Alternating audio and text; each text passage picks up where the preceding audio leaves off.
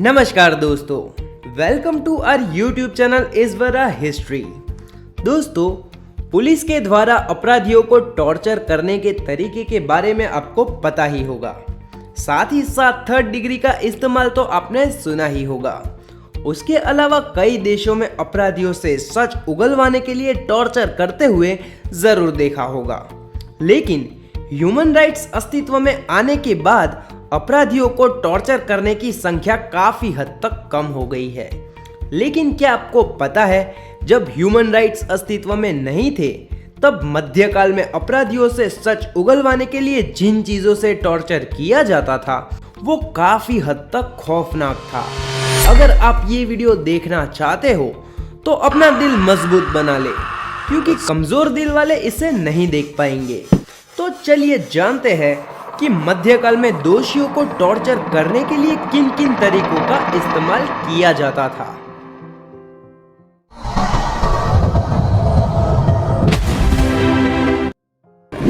Brazen bull यानी कि तांबे का बैल। एथेंस सिटी के राजा ने मध्यकाल में अपराधियों को सजा देने के लिए एक तांबे के बैल का निर्माण करवाया था, और क्रूरता की हद तो तब हुई जब राजा ने इस बैल को बनाने वाले कारीगर को ही बैल के अंदर डाल के जलाकर राख कर दिया। एक तांबे के बड़े टुकड़े को बैल के आकार में काटा गया था, जो अंदर से बिल्कुल खाली था। दोषी को अंदर डालने के लिए एक दरवाजा भी बनाया गया था। फिर दोषी को अंदर डालने के बाद नीचे से आग लगाई जाती, और इस कदर आग लगाई जाती कि तांबे का बैल पीला पड़ जाता और दोषी धीरे धीरे जलकर खाक हो जाता। इतना ही नहीं दोस्तों, कारीगर ने उसके अंदर ऐसी वस्तु रखी थी जिसकी वजह से जब दोषी जलने की वजह से चीखता था तो उसकी दर्द भरी आवाज बैल के मुंह तक आते ही हूबहू बैल के आवाज में तब्दील हो जाती थी। हेरेटिक्स फॉक यानी कि हेरेटिक्स कांटा। इस औजार का इस्तेमाल अपराधी को लंबे समय तक जगाकर मारने के लिए किया जाता था। इस चीज के दोनों तरफ धातु के धारदार कांटे लगे हुए थे। इन्हें एक बेल्ट की मदद से दोषी के गले में पहना के एक भाग को ठुड्डी के नीचे और एक भाग छाती के ऊपर लगाया जाता था, ताकि पीड़ित व्यक्ति सो ना सके। अगर दोषी को नींद आ जाती और सिर नीचे झुक जाता तो कांटे गर्दन और छाती के अंदर घुस जाते, जिसकी वजह से उनकी वहीं पर मौत हो जाती थी। क्रूसिफिक्शन। यह सजा देने के लिए दोषी को लकड़े के खंभे पर उसके दोनों हाथ और पैरों में धातु की कीलें ठोक कर लटका दिया जाता था, और पीड़ित व्यक्ति को मरने के लिए छोड़ दिया जाता था, और दोषी कई दिनों और हफ्तों बाद भूख और पीड़ा से दम तोड़ देता था। आयरन मेडल यानी कि लोहे की खूंटी वाला टॉर्चर बॉक्स। ये औजार एक लोहे की कुर्सी थी जिसमें अंदर से लोहे की कीलें लगाई गई थी, और इस खांचे में पीड़ित व्यक्ति का हिलना तक मुश्किल हो जाता था, क्योंकि लोहे की कीलें उस व्यक्ति को चारों ओर से चुभती थी और इसी तरह उनसे पूछताछ की जाती थी। थंब स्क्रू यानी कि उंगलियां कुचलने वाली सजा।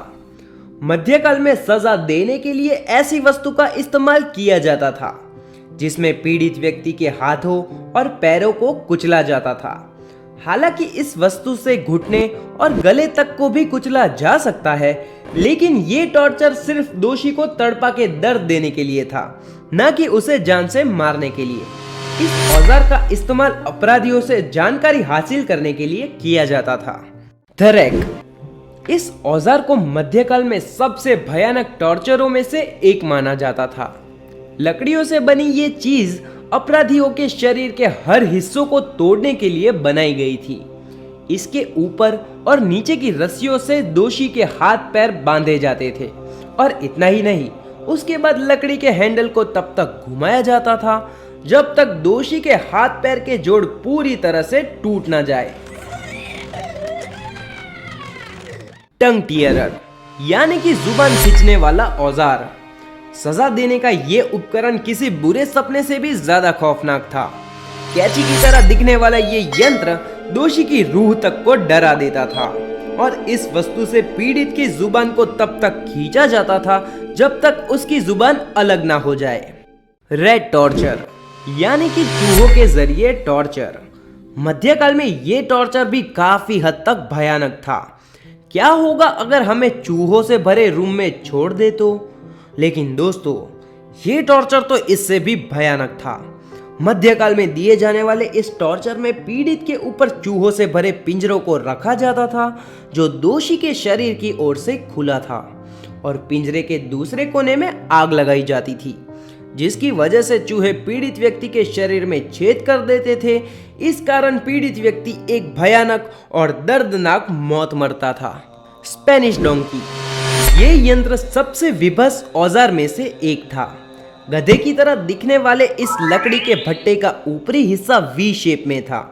इस औजार में पीड़ित को बिठाने के बाद उनके पैरों में भारी वजन बांध दिया जाता था और इतना ही नहीं, दोषी के पैरों में तब तक वजन बढ़ाया जाता था जब तक पीड़ित व्यक्ति का शरीर 2 टुकड़ों में विभाजित ना हो जाए।